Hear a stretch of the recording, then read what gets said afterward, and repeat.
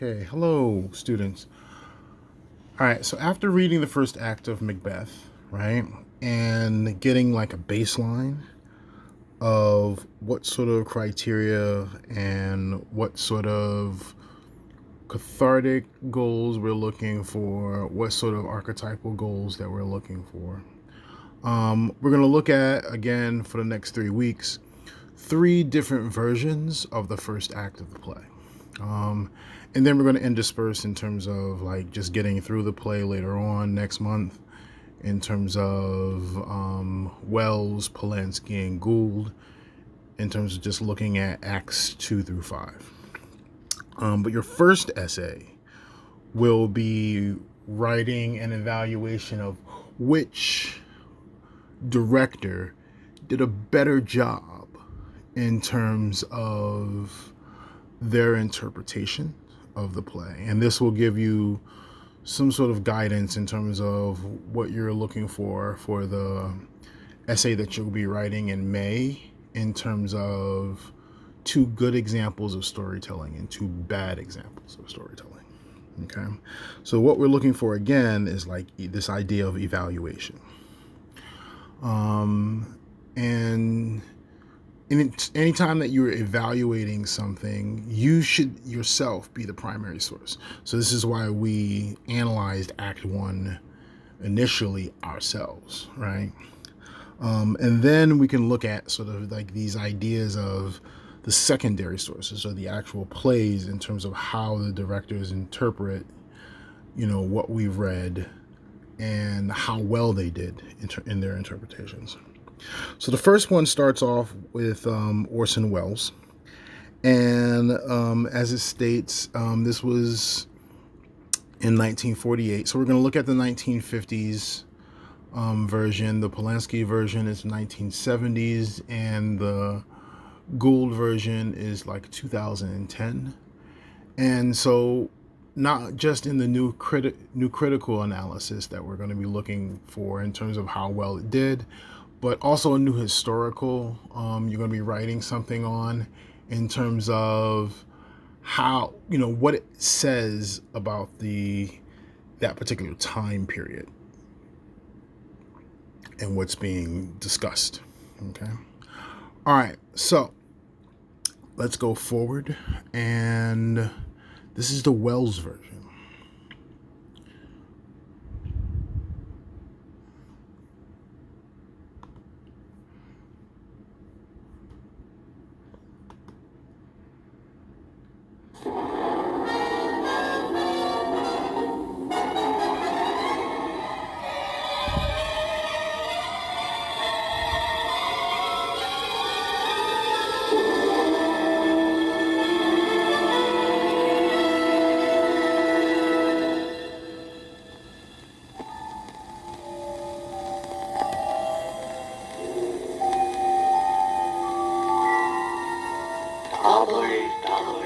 Toil and trouble, fire burn and cauldron bubble. Pour in cow's blood that has eaten her 9 farrow. Please. That's sweating from the murderer's gibbet, thrown to the flame. Finger of birth strangled babe. Ditch delivered by a drab.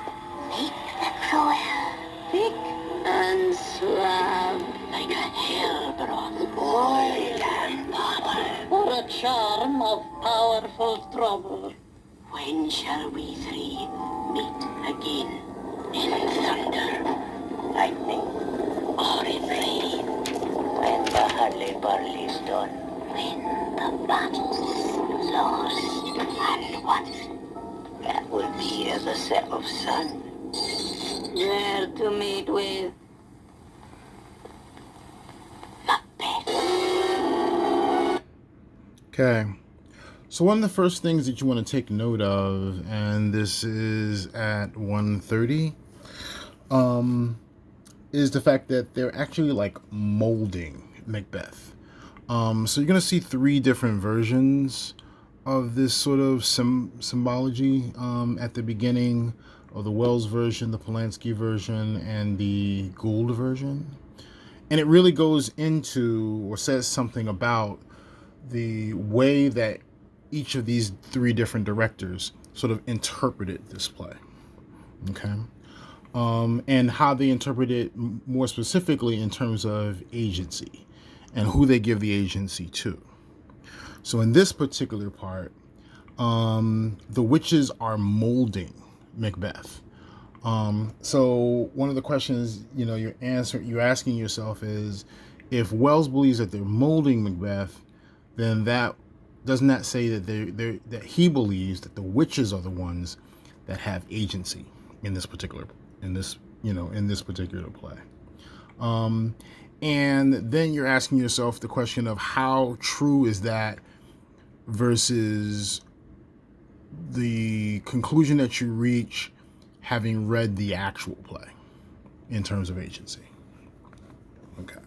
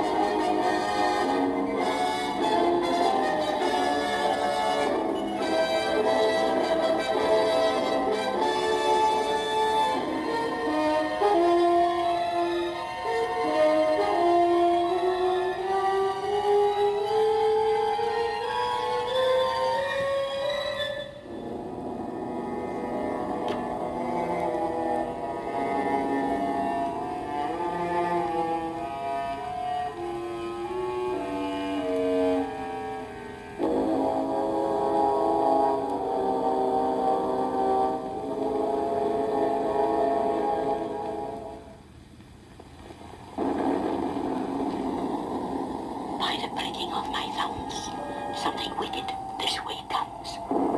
So foul, unfair a day I have not seen. Okay. So another thing that happens is you notice that he has basically skipped over Act 1, Scene 2. So this skips the exposition of the thesis character, who is Macbeth, right?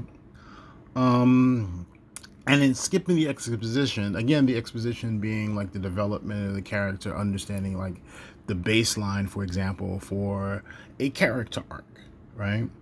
To understand actually what the character arc is, from going from static to dynamic, you have to understand the static sense in the first place. Well,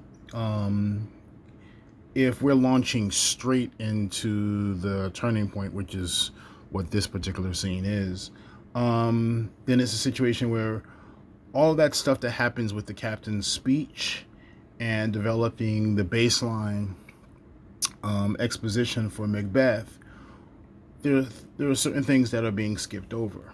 Number one, starting off with Macbeth being sort of like this Ubermensch, or this massive hero in the beginning. The second thing being how Macbeth sort of disdained fortune. So this whole speech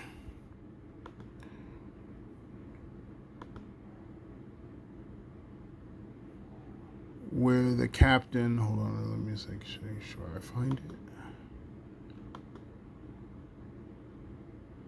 Right. So this whole speech in the beginning where the captain talks about the fact that Macbeth disdains fortune, right, is very, very, very important. Because of the fact that we get to see how that changes over a period of time, right? So this idea of him disdaining fortune is huge. Also, the fact that it paints him as this massive hero. And not just a regular hero, right? Because basically, again, with his brandished steel, which smoked with bloody execution. So he was using his sword so much that it was basically almost on fire, right? And like Valor's minion, right? Again, all these sort of things just establishing what Macbeth's character is like at the beginning, right? You're literally calling him Valor's minion. Carved out his passage till he faced the slave. So this is like the hero of the nation when we're basically starting off here. And cathartically, like if you're an audience member and you're seeing this, this superhero doing what they're doing, you're seeing this Spider-Man doing what they're doing, you're seeing this Iron Man doing what they're doing, you're seeing this, Captain America doing what they're doing, right? This is the original Captain America, right? Or the Captain Scotland. So it's a situation where like he's starting off this person that deserves his name, right? In the eyes of the entire country. And we're seeing that as audience members and having that same cathartic reaction, right? So that makes this speech in scene 2 extremely important in terms of creating that baseline.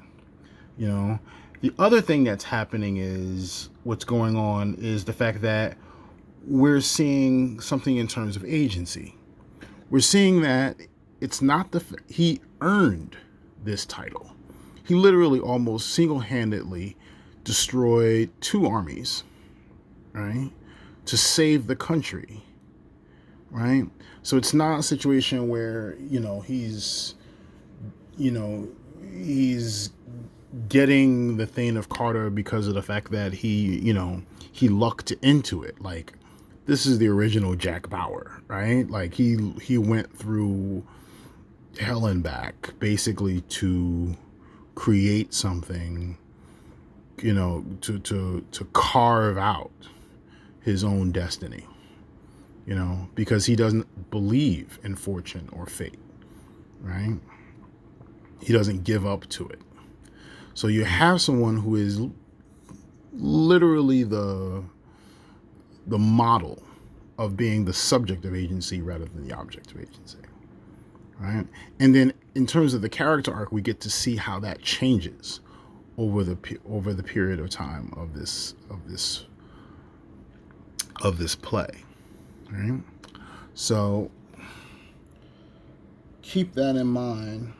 And then the other thing that is happening is the fact that the king, and this is very crucial, the king actually grants Macbeth the title of Thane of Carter prior to Macbeth actually knowing himself and prior to the witches actually meeting Macbeth.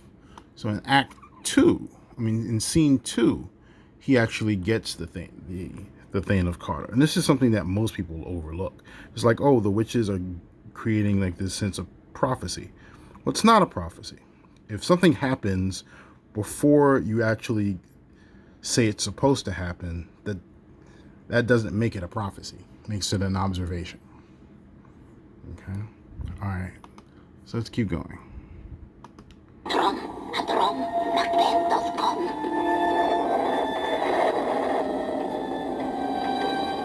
All hail, Macbeth! Hail to thee, Thane of Glamis! What are these? That look not like the inhabitants of the earth and yet are armed. Speak if you can, what are you? Hail! What is to you? Hail! Hail! Hail to thee, Thane of Cawdor! All hail, Macbeth! Thou shalt be king hereafter! If you can look into the seeds of time and say which grain will grow and which will not, speak then to me, who neither beg nor fear your favors nor your hate. Hail! Hail! Hail! Lesser than Macbeth and greater, not so happy, yet much happier. Thou shalt get king, though thou be not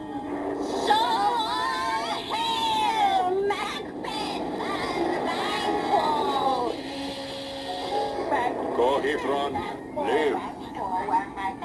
Stay, you imperfect. Okay. So here, again, this is not a prophecy, right? Because if you're paying attention to chronological order, he already had the Thane of Carter prior to them just now telling him, right? This is the fact that, them being the Greek fates, being, the trope of the devil, they're aware of what's happening, right? Before he is. So with the power that the Greek fates actually have, as a trope, if you see them over and over and over and through time, yeah, they can see all the strings of fate, right? At any particular time, you can go in any particular direction, right? And these are called the strings of fate. However, what they can't do and what the devil can't do is take away the free will of any person. That's a God-given thing. It's protected by God if you're looking at the trope of the devil. So one thing that, these celestial beings or these, preternatural beings cannot do is take away the free will or take away the agency of people, right? They can see the directions and they can say things to influence those which direction we take, which string we follow, right? But what they can't do is make the decision for us. Okay. So with Macbeth, he actually earned that title, right?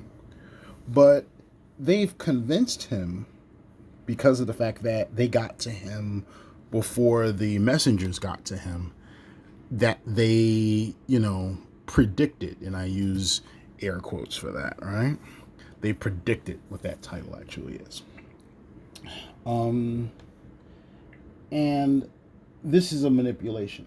This is a manipulation for him to not necessarily believe in his own agency as he did in the beginning of Act 1, Scene 2, but more so to believe in their agency, right? Their powers, their abilities. And we're going to see in terms of how he describes, him getting this title later on. Okay, here we go. Speakers, tell me more. I am the Thane of Glass, but how of Cawdor? The Thane of Cawdor lives, a prosperous gentleman. And to be king stands not within the prospect of belief, no more than to be Cawdor. My Lord Macbeth.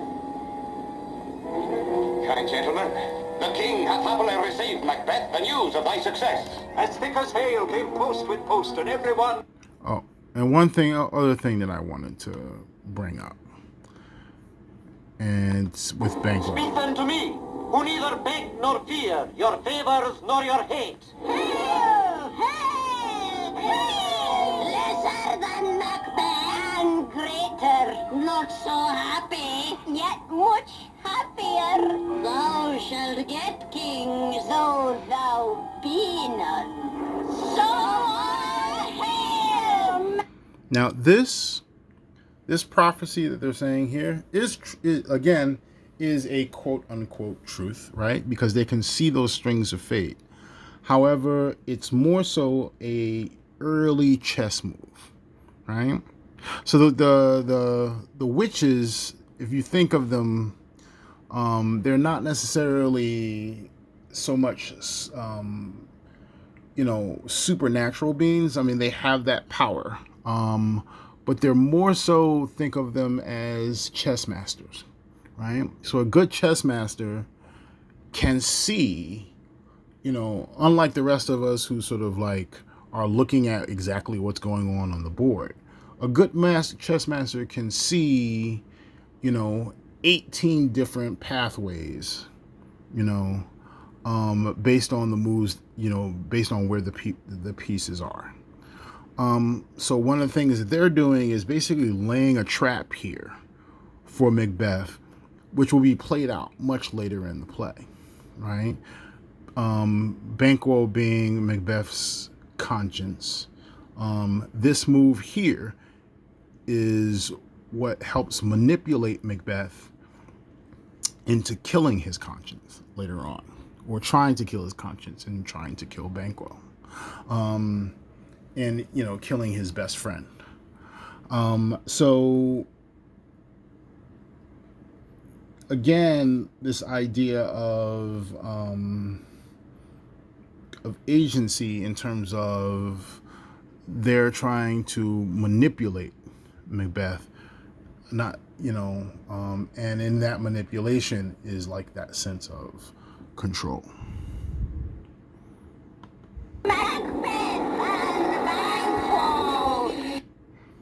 Okay. The Thane lives yet, but under heavy judgment bears that life which he deserves to lose. Treason's capital, confessed and proved, have overthrown him. Glamis and Thane of Cawdor. The greatest is behind. Hold on a second. And thy praises in his kingdom's great defense. We give thee from our royal master thanks. He bade us from... Okay, so one of the things that they don't say, let me play this over again. Call thee Thane of Cawdor. What can the devil speak true? In which edition? Hail, most worthy Thane, for it is thine. The Thane of... Alright, so my problem with the way that Wells also edited this is the fact that he skips over a part of this where Duncan himself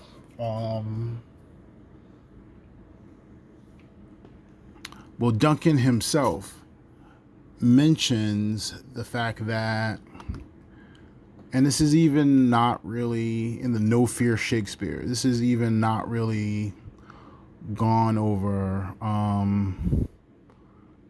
in great detail in the modern translation. It says, his wonders and his praises do contend which should be thine or his. That's a very humble statement for a king to make, right? He's basically saying, you deserve the whole kingdom. For saving the kingdom from 2 invading armies almost simultaneously, you pretty much deserve the whole kingdom, right? Which should be thine or his, right?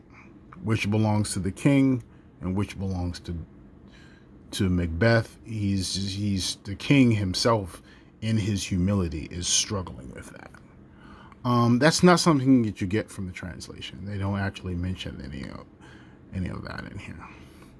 And that humility, in terms of Duncan as a non-thesis character, is part of the thing that, again, everything with the non-thesis characters is what affects the thesis character. So that humility is supposed to be something that affects the conscience, and not conscious, but conscience of Macbeth, right? In terms of, this is a reason not to kill the king, his humility, right? And cathartically, this is also how we start to really, really, really sympathize with the king and see how good of a person he actually is, right? So if we understand how good how good Duncan is, that will reflect upon how we feel about Macbeth when Macbeth decides to kill him. Okay. The other thing that's going on here is with Banquo. And again, Banquo says, can the devil speak true? And again, we're looking at the fact that there's a really great essay here where this guy talks about how the devil, doesn't actually lie in Genesis. And we're going to be reading Genesis later on. But he talks about that there's a difference between deception and lying, And some of the best deception is used is using the truth to actually deceive people or manipulate people. One of my favorite books is something called the Wheel of Time series, and in the Wheel of Time series, there's an entire order of female magic users who who magically don't have the ability to lie. And in not having the ability to lie, they are some of the most trusted people, in the entire kingdom. However, after hundreds of years of, of having this ability, they've learned to deceive through the bending and the twisting and the omission of certain truths, right? So they've learned to manipulate through the truth. And that's pretty much what the trope of the devil does, right? Devil doesn't actually lie. And he even talks about how he doesn't actually lie to Eve in the garden, Adam and Eve in the Garden of Eden, right? And we're going to get to that. However, the devil does use the truth to manipulate and deceive. Call thee Thane of Cawdor. What can the devil speak true? In which edition? Hail, most worthy Thane, for it is thine. The Thane of Cawdor lives. Why do you dress me in borrowed robes? Who was the Thane lives yet, but under heavy judgment bears that life which he deserves to lose. Treason's capital, confessed and proved, have overthrown him. Glams and Thane of Cawdor. The greatest is behind. This supernatural soliciting cannot be ill. Cannot be good. If ill, why hath it given me an earnest of success? Commencing in the truth. I am Thane of Cawdor.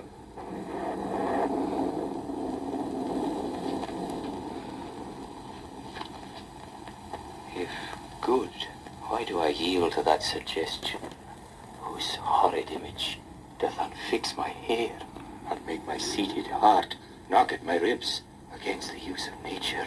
Worthy Macbeth, We stay upon your leisure. Okay. So again, he calls getting the Thane of Cawdor title,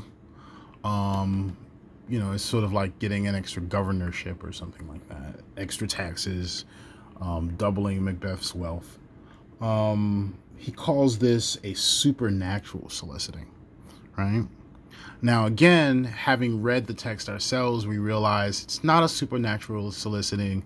This is something that if you read the captain's speech, if you read the first scene carefully, analytically, new critically, then you realize, wow, okay, this is, has nothing to do with the agency of the witches and everything to do with Macbeth's own agency. However, at this point, he doesn't see this as something that has happened because of his own agency. He has in turn, therefore, given the agency at this point up to the witches, right? And then we're thinking about what that means archetypally, especially like when you guys start writing your introductions to this essay. What does it mean when you give your agency up to other people, or when you believe in the agency of others over yourself, right? What does that mean in terms of your own control over situations? All right. Give me a favor. My dull brain was wrought with things forgotten. He shall storm fate, scorn death, and bear his hopes of wisdom, grace, and fear. Let us toward the king.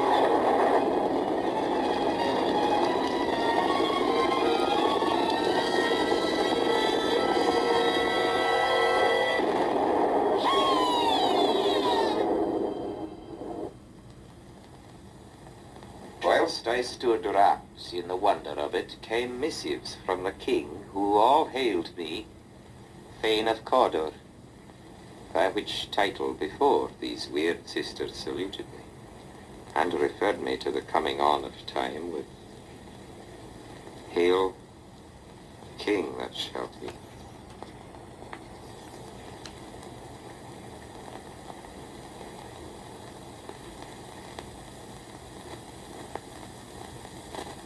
Stars, hide your fires. Let not light see my black and deep desires. My Lord Banquo, do you not hope your children shall be kings? When those that gave the Thane of Cawdor to me promised no less to them. That trusted home might yet enkindle you unto the crown, besides the Thane of Cawdor. But 'tis strange, and oftentimes doing us to our harm. The instruments of darkness tell us truths, win us with honest trifles, to betray us in deepest consequence. Okay, so this is also a one way in which Wells has sort of gone his own direction from the actual new critical reading of the play, right? Banquo is the one that actually delivers that line, right, in terms of the instruments of darkness. And again, going back to this idea of Banquo originally saying, can the devil speak true, right? Banquo acts in this play as the conscience of Macbeth in terms of the relationship between the non-thesis character and the thesis character. So, you know, for Wells to give that line to Ross rather than Banquo, he's not really paying attention to the significance of Banquo as Macbeth's conscience and the significance of Macbeth killing his conscience later on in the play. The other thing that happens is, and it's a very slight thing, is the choice of verbs, because Macbeth says, those that gave the Thane of Cawdor to me. The king gave him the Thane of Cawdor, and the king gave him the Thane of Cawdor, as we'll see in scene 3, because of the fact that he earned it. That's a very basic thing. Like it's a situation where, the very least that he could possibly do is give Macbeth, an extra governorship, given the fact that he saved all 50 states in the Union. If we want to sort of make an allusion to the United States. And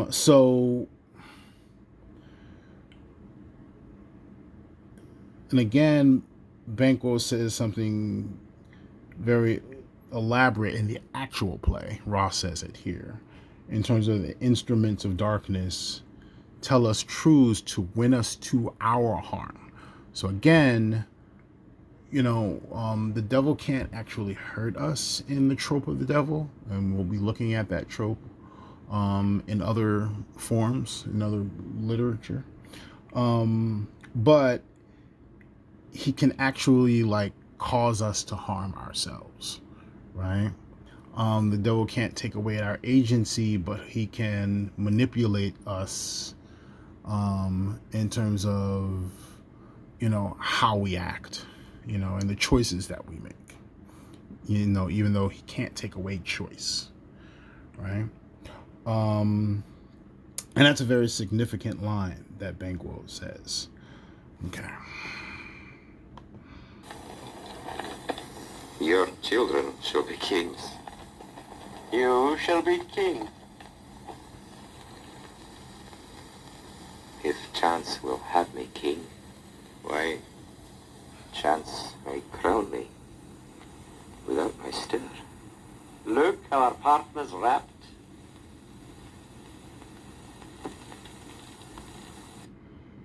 Okay. So the last little bit is he says, if chance will have me chain, then chance may crown me without my stir. And the thing is, chance was not the thing that was creating this advancement and this promotion, right? So this thinking already is very different than the Macbeth that we were told about in the beginning of the play. So that static character who disdained fortune, giving everything that's happened at this point, is already changing, and that changing is what is causing his downfall. All right. So this is where we're going to stop. And on Wednesday and Friday, we'll be finishing up the first act. And then next week, we'll be going on to the Polanski version. All right. You guys have a great afternoon.